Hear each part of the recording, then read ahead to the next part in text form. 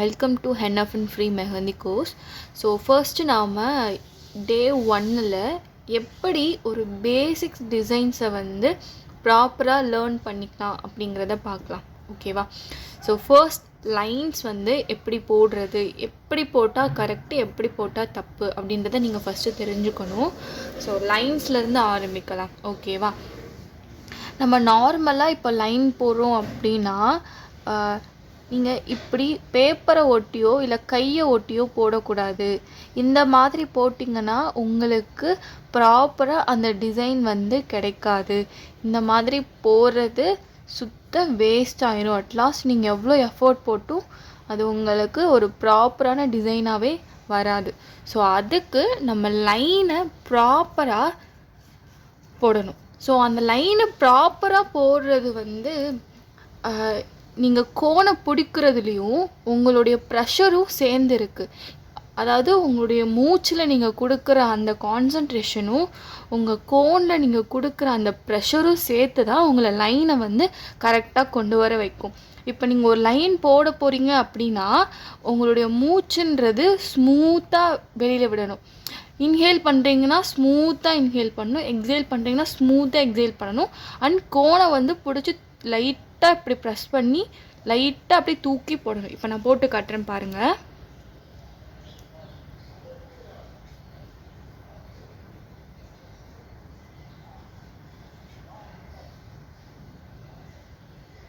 அவ்வளோதான்.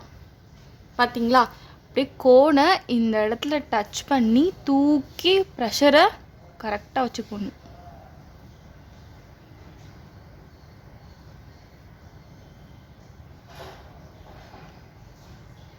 இனிஷியலாக வந்து இந்த மாதிரி போடுறதுக்கு வராது. நீங்கள் ஒரு நிறைய டைம்ஸ் வந்து ப்ராக்டிஸ்ன்றதை பண்ணணும். அதாவது ஒரு நாளைக்கு ஃபுல்லாகவே நீங்கள் லைன்ஸ் மட்டும் போடுற மாதிரியே பண்ணணும். லைன் போட்டுக்கிட்டே இருக்கணும். இந்த மாதிரி போட்டுகிட்டே இருங்க. இனிஷியலாக வந்து தூக்கி போடுறப்போ பாதியிலே கட் ஆயிரும், அந்த மாதிரிலாம் வரும்.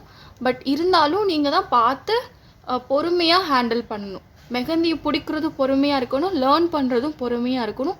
அப்படின்னா தான் உங்களுக்கு போக போக இன்னும் கொஞ்சம் பர்ஃபெக்டாக வரும். ஓகேவா? எடுத்த உடனே கரெக்டாக போடணும்னு நீங்கள் நினைக்கக்கூடாது. ஓகே? இது வந்து நார்மலாக போகிற ஒரு தின் லைன். இப்போ திக் லைன் அந்த மாதிரி போடணும்னா இப்போ நார்மலாக நம்ம இப்படி போடுறோம் அப்படின்னு என்ன பண்ணுவாங்கன்னா இந்த மாதிரி லைன் போட்டுருவாங்க. லைன் போட்டுட்டு அது மேலேயே இப்படி அகெயின் ஓவர் ஹைட் கொடுப்பாங்க. ஸோ அது திக்கான பார்டர் கொடுக்கும், திக்கான ஒரு லைன் கொடுக்கும்னு நினைப்பாங்க. ஆனால் அப்படி கிடையாது. இல்லை நிறைய பேர் என்ன பண்ணுவாங்கன்னா 2 லைன் போட்டுட்டு உள்ளே ஷேட் பண்ணி விட்டுருவாங்க. ஸோ இந்த மாதிரி ஷேட் பண்ணுறது வந்து கரெக்டான ஒரு லைனும் கிடையாது. ஓகேவா? ஸோ எப்படி ஒரு திக் லைன் போகணுன்றதை சொல்கிறேன். அகெயின் சேம் எப்படி நம்ம தின் லைன் போட்டோமோ அதே மாதிரி போகணும். ஆனால் கொஞ்சம் ஒட்டி ஒட்டி பண்ணணும். ஓகே?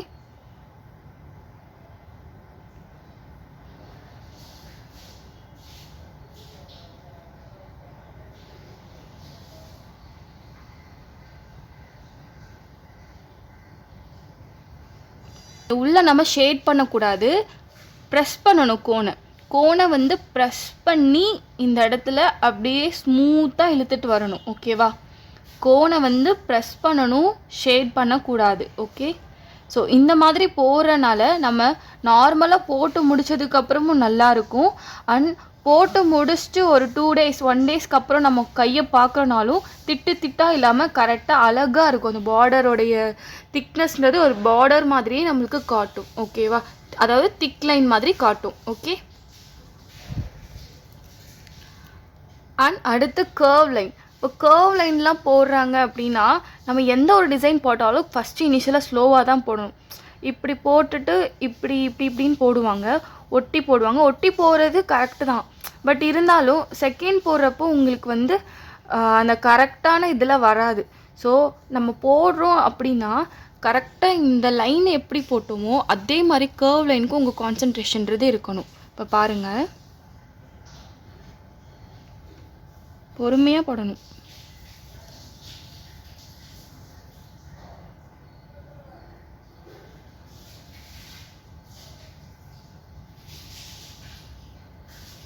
ஓகே? அகெயின்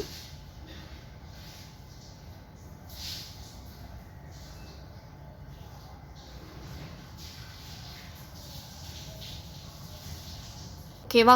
ஸோ இந்த மாதிரி தான் ஒரு கர்வ் லைனுன்றதை போடணும்.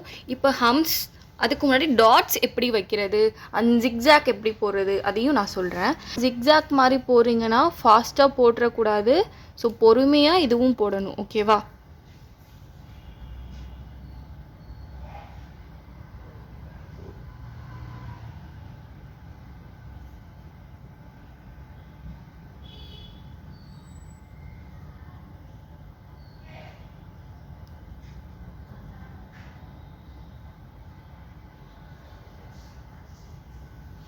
இது போடுறப்பவும் நீங்கள் பொறுமையாக தான் போடணும். ஓகே, இப்போ டாட்ஸ் வைக்கிறதுனா நிறைய பேர் என்ன பண்ணுவாங்கன்னா, இந்த மாதிரி ரவுண்ட் போட்டுட்டு இப்படி ஷேட் பண்ணுவாங்க, குட்டி போட்டு ஷேட் பண்ணுவாங்க, இப்படி ரவுண்ட் போட்டு ஷேட் பண்ணுவாங்க.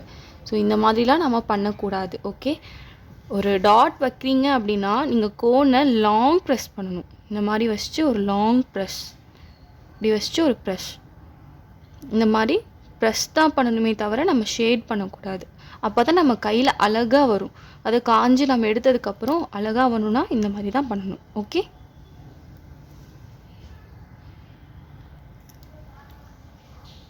ஹம்ஸ் எப்படி போடுறதுன்னு பார்க்கலாம்.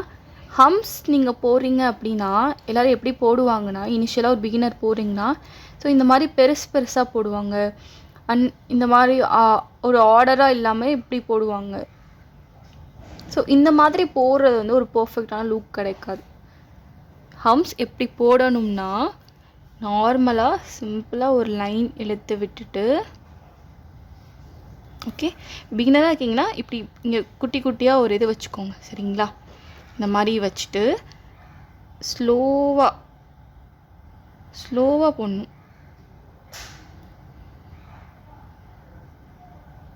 ஒட்டி ஸ்லோவாக போடணும். குட்டியாக இருக்கணும்.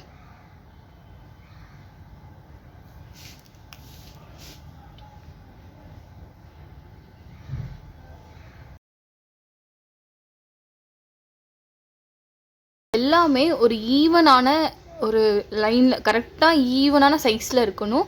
கொஞ்சம் இதுவாக இருந்தாலும் உங்களுக்கு கொஞ்சம் அழகாக வந்து ஸோ இதை நீங்கள் போடுறப்பவே பார்த்து பொறுமையாக போடணும். அப்படின்னா தான் உங்களுக்கு ஹம்ஸ் வந்து அழகாக வரும். ஓகே, நெக்ஸ்ட்டு வந்து இந்த ஸ்டோக்ஸ் எப்படி யூஸ் பண்ணுறதுன்னு பார்க்கலாம். இப்போ நம்ம நார்மலாக டாட் வச்சோம் இல்லையா, இந்த டாட் வச்சதுலேயே எல்லோரும் என்ன பண்ணுவாங்கன்னா, ஒரு வெயின்ஸ் மாதிரி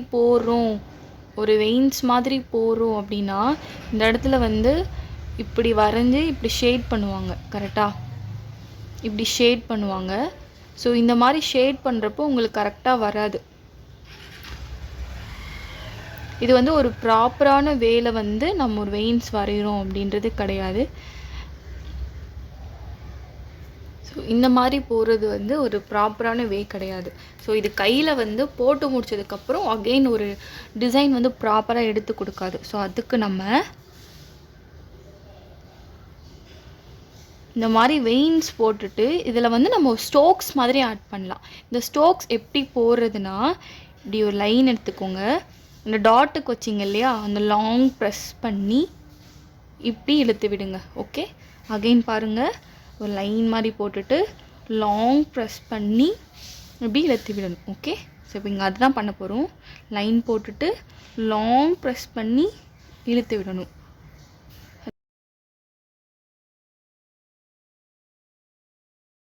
பார்த்து பொறுமையாக பண்ணுங்கள். ஒரே நாளில் நம்மளால் போட முடியாது. ஒவ்வொன்றும் ஸ்டெப் பை ஸ்டெப்பாக தான் போட முடியும். ஸோ இந்த டிசைன்ஸவே நீங்கள் ஒரு 4 days எடுத்து பண்ணுங்கள். ஆனால் டெய்லியும் பண்ணணும், கன்சிஸ்டண்ட்டாக இருக்கணும். நீங்கள் எப்போல்லாம் மெஹந்தி போடுறீங்களோ இதெல்லாம் ரொம்ப பேசிக்கான டிசைன்ஸ். இந்த டிசைன்ஸ் இல்லாமல் எதுவுமே எந்த டிசைனும் வராது. ஸோ இந்த டிசைனை முதல்ல ப்ராப்பராக நீங்கள் லேர்ன் பண்ணிக்கிட்டிங்கனாலே உங்களுக்கு எல்லாமே அதுக்கப்புறம் ஈஸியாகிடும். ஓகே, இப்போ நான் ஸ்பிரல் எப்படி போடுறதுன்னு சொல்கிறேன். ஸோ இந்த மாதிரி போடக்கூடாது. இது ஒரு ப்ராப்பரான வேலை வந்து நம்ம ஸ்பிரல் போடுறது கிடையாது. ஓகே, இப்போ நான் எப்படி ஸ்பிரல் போடுறதுன்னு சொல்கிறேன். நார்மலாக நீங்கள் இப்படி வச்சு ப்ரெஷர் இருக்கணும் எங்கேயும்.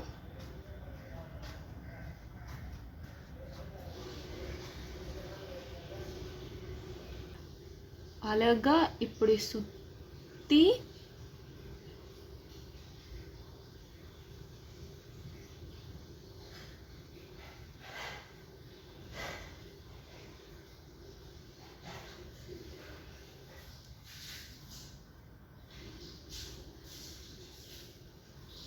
ஓகேவா? ஸோ ஸ்பிரல் போடுறப்போ இந்த அளவுக்கு நம்ம பொறுமையாக போடணும். இனிஷியலாக பிகினராக இருக்கீங்கன்னா நிறைய வீடியோவில் காட்டுவாங்க ரொம்ப ஃபாஸ்ட்டாக போடுற மாதிரி. ஆனால் அப்படி கிடையாது, எல்லாருமே ஸ்லோவாக தான் போடுவாங்க. பிகினராக இருக்கீங்கன்னா நீங்களும் இன்னும் ரொம்ப ஸ்லோவாக போட்டு ப்ராக்டிஸ் பண்ணுங்கள். அப்புறம் போக போக உங்களுக்கு கொஞ்சம் ஃபாஸ்ட்டாக வரும். ஆனால் இப்போதைக்கு நீங்கள் எப்போவுமே ஸ்லோவாக தான் போடணும். இந்த ஸ்பிரலையும் நீங்கள் ஆன்டி கிளாக் வைஸ்லேயும் நீங்கள் போட்டுக்கலாம். ஓகேவா?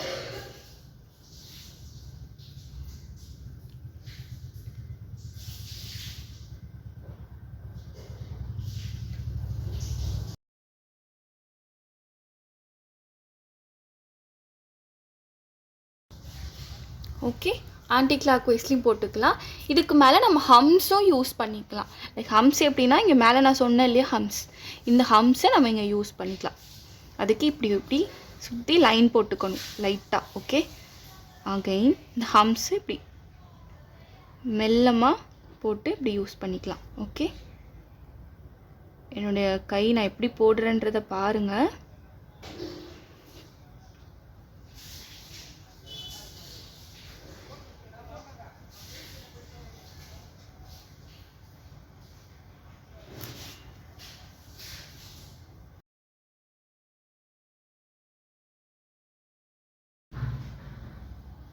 ஸோ ஒரு பிகினராக இருக்கீங்கன்னா ஹம்ஸ் ஃபஸ்ட்டு இந்த மாதிரி போட்டு கற்றுக்கோங்க. ஒரு ஸ்பிரல் போட்டு இந்த மாதிரி ஹம்ஸ் போடுங்க, லைன் போட்டு ஹம்ஸ் போடுங்க.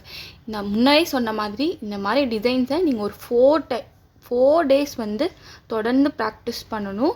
4 டேஸ் மட்டும் இல்லாமல் நீங்கள் எப்போல்லாம் மெஹந்தி போடுறீங்களோ அப்போ ஃபுல்லாக இந்த டிசைன்ஸை ஓரளவுக்கு போட்டுட்டு அதுக்கப்புறம் நீங்கள் பண்ண ஸ்டார்ட் பண்ணணும். ஓகேவா?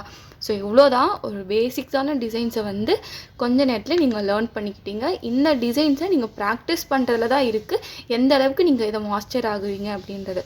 ஸோ நம்ம ஒரு விஷயத்தில் மாஸ்டர் ஆகணும்னா அந்த விஷயத்தில் அதிகமாக டைம் கொடுக்கணும் அண்ட் அதை ரிப்பீட்டடாக பண்ணணும். அப்படின்னா தான் மாஸ்டர் ஆக முடியும். ஸோ இந்த பேசிக் டிசைன்ஸை வந்து நீங்கள் ரெகுலராக வந்து ப்ராக்டிஸ் பண்ணிகிட்டே இருங்க. அப்படின்னா உங்களுக்கு ஈஸியாகவே போக போக வந்துடும். ஓகேவா?